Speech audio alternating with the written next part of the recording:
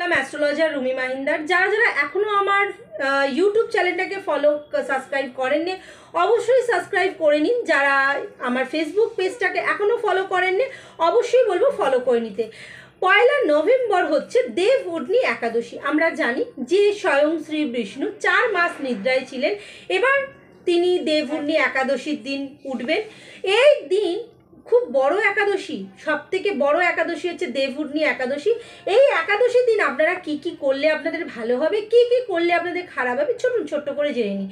সকালবেলা সূর্য ওঠার আগে অবশ্যই তার আগে ঘরদোর পরিষ্কার করে নিন এবং স্নান করে নিজেকে শুদ্ধ বস্ত্র করে নিন।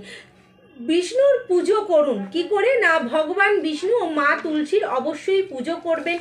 শঙ্খ, চন্দ্র, ফুল, তুলসী পাতা, দীপ জ্বালিয়ে ওং নমো নারায়ণ নমো বলে অবশ্যই 108 বার জপ করবেন। ঘরে তুলসী গাছ থাকলে তার চারপাশে প্রদীপ জ্বালিয়ে দেবেন।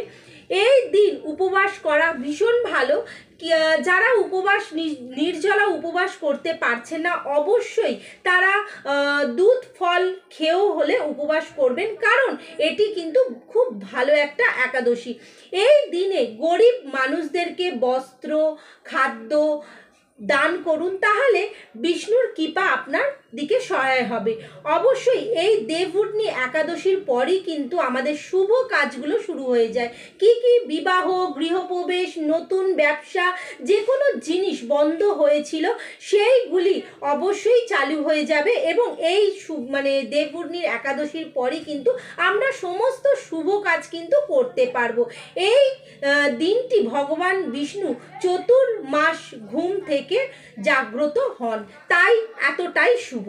এবার জানবো যে দেবউঠনি একাদশীর দিন কি কি আমাদের করা উচিত না।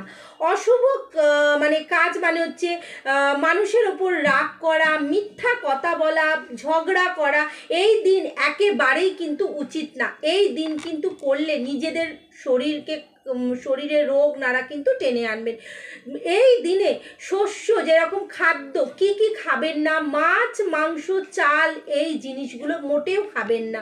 অবশ্যই যারা দেবউঠনি একাদশী করতে নাও পারছেন অবশ্যই নিরামিষ খান, কিন্তু কোনো আঁশ জিনিস খাবেন না এবং তুলসী পাতা অবশ্যই বলবো ছিঁড়বেন না।